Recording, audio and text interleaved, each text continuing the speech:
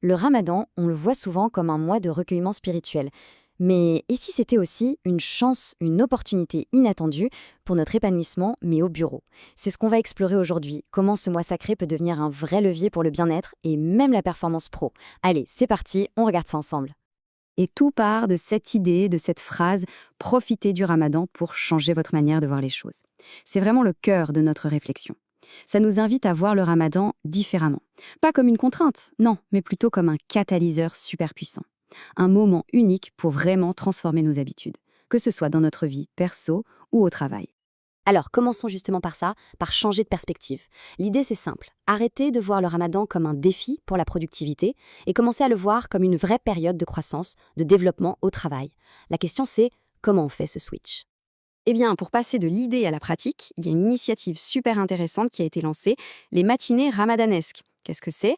En fait, c'est une série de rencontres pensées spécifiquement pour le bien-être en entreprise pendant cette période si particulière. Des matinées dédiées au bien-être, ça sonne bien, non? Mais concrètement, ça se passe comment? On va regarder d'un peu plus près comment ce programme est structuré pour bien comprendre ce qu'il peut apporter. Ce qui est vraiment génial avec ce programme, c'est son format. Oubliez les conférences un peu passives où on ne fait qu'écouter. Non, ici, tout est fait pour qu'on participe. On parle d'échanges interactifs, de formations très ciblées et surtout d'ateliers pratiques. Le but, c'est de repartir avec des outils qu'on peut utiliser tout de suite, pas juste avec de belles idées en tête. Et tout ça dans un format hyper accessible. 1h30. C'est tout. C'est court, ça va droit au but et c'est pensé pour être un maximum efficace. Et ce format d'1h30, c'est vraiment bien pensé. Parce que, on le sait, pendant le ramadan, les horaires de travail sont souvent un peu plus courts, aménagés.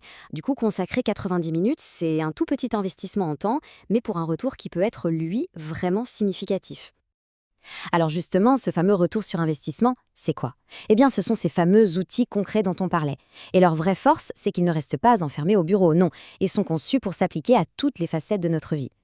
Et c'est là que ça devient super intéressant, cette double application. D'un côté, on a la sphère pro.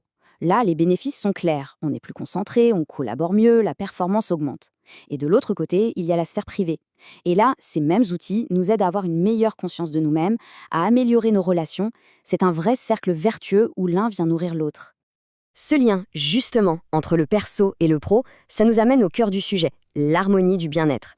L'idée, c'est de créer cette dynamique positive où notre épanouissement personnel va booster notre performance au travail et cette performance va en retour renforcer notre bien-être. L'objectif final de toute cette démarche, c'est d'atteindre un état bien particulier, celui d'être en phase. C'est vraiment le concept central. Qu'est-ce que ça veut dire? C'est être en alignement parfait avec soi-même, avec ses valeurs, ses actions et aussi avec les autres. C'est cet équilibre qui devient le vrai moteur à la fois pour le bien-être et pour la performance. Du coup, le chemin pour atteindre cette harmonie devient très clair. On peut le voir en plusieurs étapes. D'abord, étape 1, on découvre de nouveaux outils, de nouvelles pratiques. Ensuite, étape 2. Grâce à ces outils, on arrive à se sentir en phase avec soi-même et avec son entourage. Et la conséquence directe, étape 3, la performance au travail décolle, ce qui, en retour, vient nourrir notre bien-être personnel. Étape 4, la boucle est bouclée, tout est connecté. Finalement, pour conclure, on revient à notre point de départ. Vous voyez, tout est une question de perspective.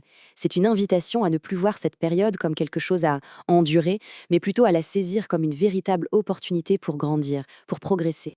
Et cette approche, forcément, elle nous amène à nous poser une question. Une question toute simple mais essentielle. Est-on prêt à progresser? Est-ce qu'on est prêt à utiliser cette période comme un vrai tremplin? Et on va finir sur cette phrase, ce n'est plus une question, c'est une affirmation, un encouragement. Profitez du ramadan pour progresser. C'est une pensée forte, une idée pour transformer ce mois si particulier. Merci beaucoup de m'avoir suivi.